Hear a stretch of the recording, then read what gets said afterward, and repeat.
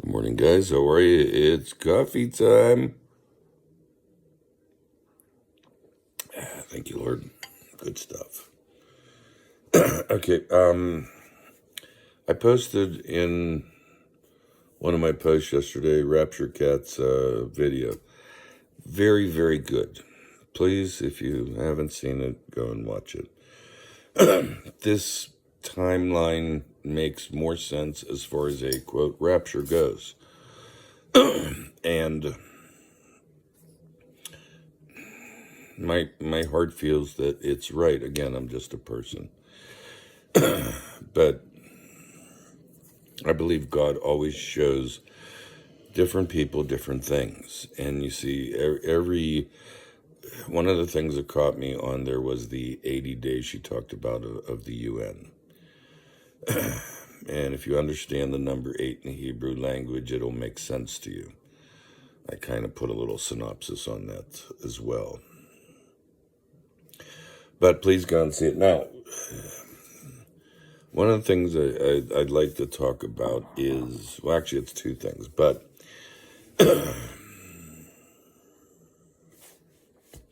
let's go to Matthew, which one is it here? I have it written down. Matthew 7, 23 and 22 and 23. And this is the famous passage where, Lord, Lord, did we not prophesy in your name? Did we not do miracles in your name? Etc. And the Lord says, be gone, get away from me. I don't know you. Okay, why is that? Okay, why is that? And this ties into Cat's video, if you will. Okay. Why is that so important? You see, because literally they were doing miracles in God's name. Did you pick that up in that verse? Literally doing miracles. God let them. God gave them the fruits, and yet God sent them away. Strange, right? How can that be?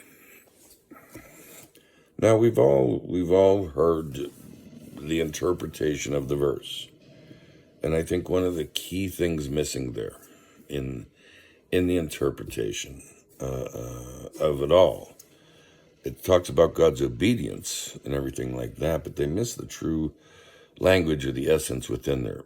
Okay, it's literally about surrendering to God's will. It's not about what we believe, how we believe, whatever. We can be blessed with fruits and gifts, and yet God can tell us to go away. Why? Because most people don't surrender fully. Okay, that's what people do. They don't surrender to God and God's will. In other words, their will is a little bit stronger because there's the I, the me in there. Okay, and to be honest, it is very hard to speak without saying I or me or my. It is very hard to do that. But truly, one of the things that Kat said in there was about true believers, and I do believe that. But the way I see, quote, true believers is those that have surrendered fully. Okay, now let me give you an aspect of how we do not surrender fully.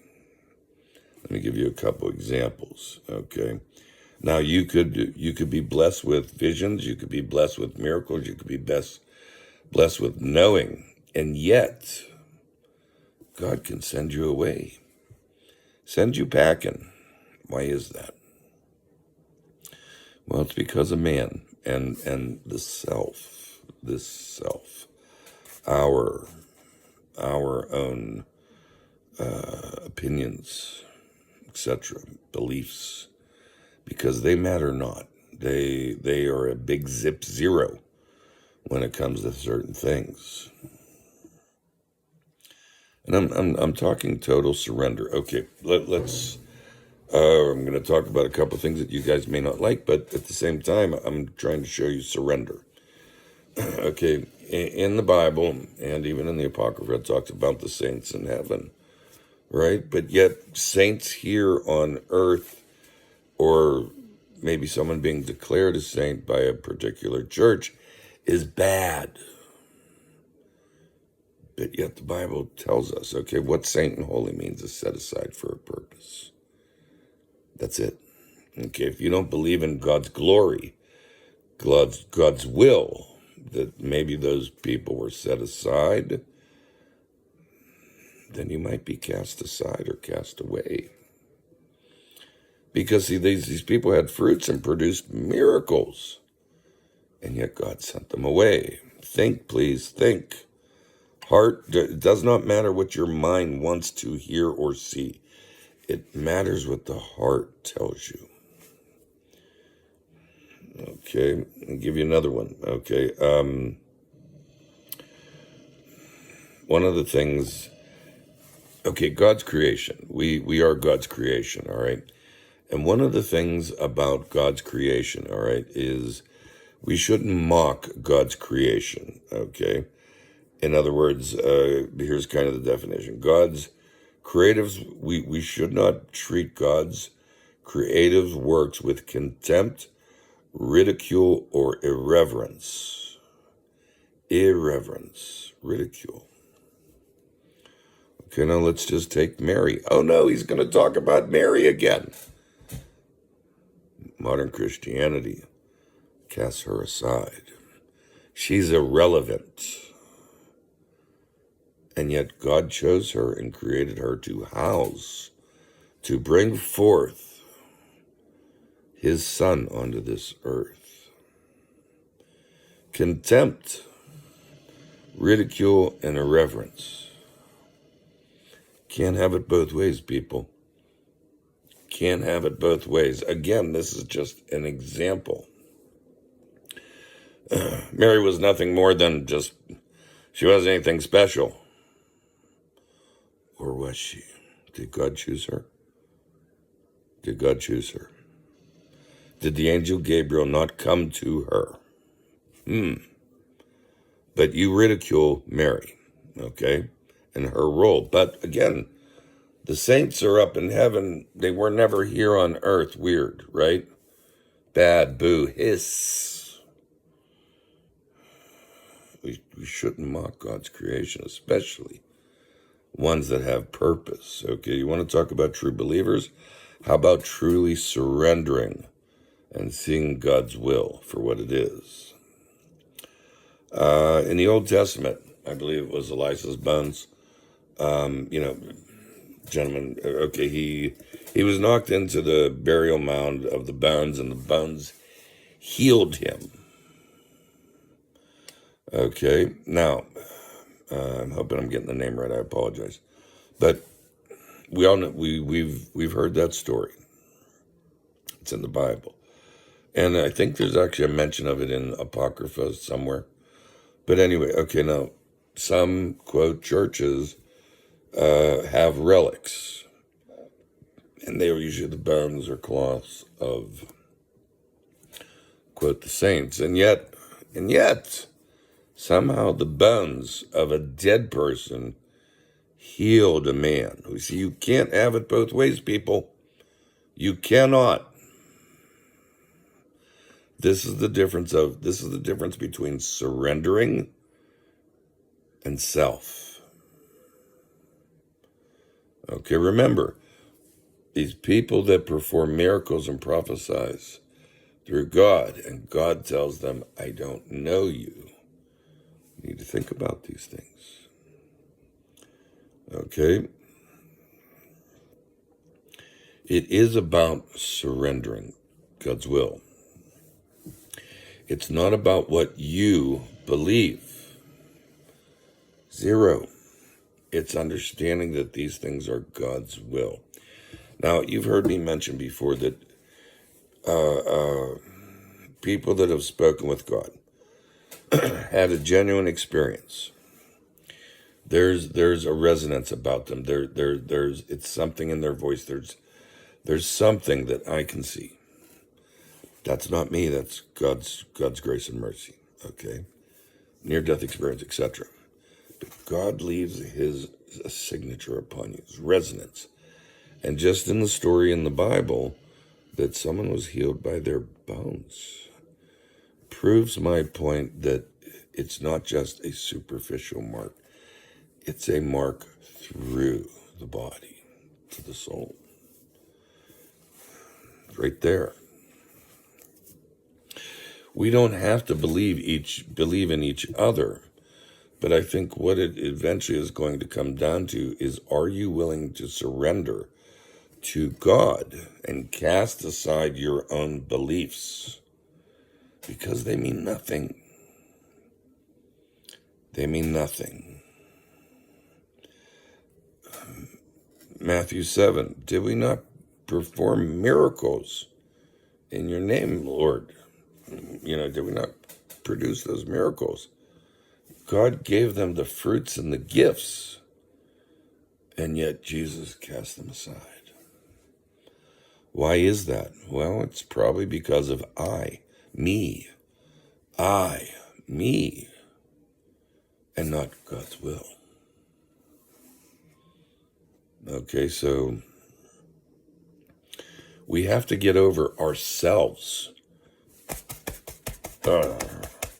In the jungle, we have to get over thumping our chest, listening to others, and come down to the very message. Even the interpretation of Matthew 22:23. Not once does it say surrendering. It says obedience. Well, we can be obedient all we want, but it truly says nothing about surrendering to God's will. In fact, there's nowhere in any interpretation that you will find out there about a passage of the Bible does it talk about true surrendering of the self and surrendering to God's will. No interpretation out there has that. None. As we get closer to the end of days, which I believe we're in right now, we have to let go of ourself. Okay, we truly have to unlearn whatever the hell we think we know. Because what we think we know, there's a truck outside that has everything that we don't know. Full, loaded to the brim. In fact, there's 5 more trucks lining up of what we don't know. Because we're not willing to surrender. We take our personal beliefs because we've been fed these things and we've been told these things, and now we incorporate them. Instead of looking and seeing, maybe it's possible. Excuse me, need a quick sip of that coffee. We believe Elijah was taken up in a fiery chariot. We believe that. We believe that, for some, Enoch walked with God and was taken. We believe that God took Moses' dead body and hid it. And there was a fight between Michael and the Dark One over his body. But do not bring up the assumption of Mary, because that couldn't possibly happen with a woman, could it? Do you see what I'm saying, people? I know that makes some of you puke and throw up in your mouth. But do you want to hear the words, I don't know you? Or do you want to see God's creation and not mock it? Not treat it as irrelevant. It says it right in the Bible there.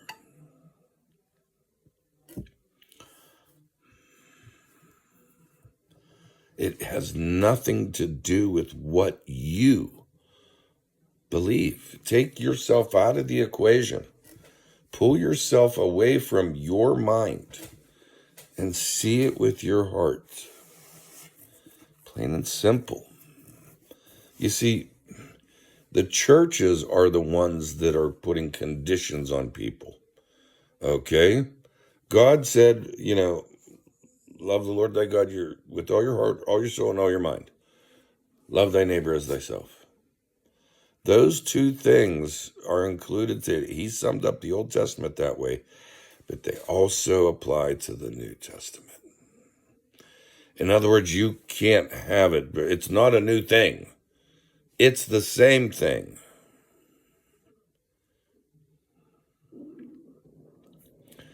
Jesus says, pick up your cross and follow him. Pick up your cross and follow him. In other words, get rid of yourself. Surrender like he did. Not for you, but for others. Can't surrender for yourself.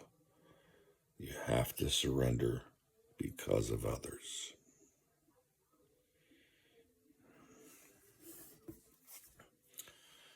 I know that was a lot and a long one, and most of you haven't made it to this end, which I understand, But if you're going to listen to something, listen to it.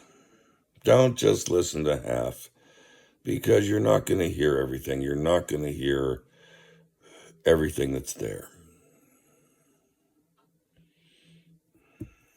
Anyway, that's not just food for thought, people. That's kind of food for life, everlasting life. Surrendering to God's will, not ours, not what we want, not what we think. Surrendering to God's will. Talk to you soon.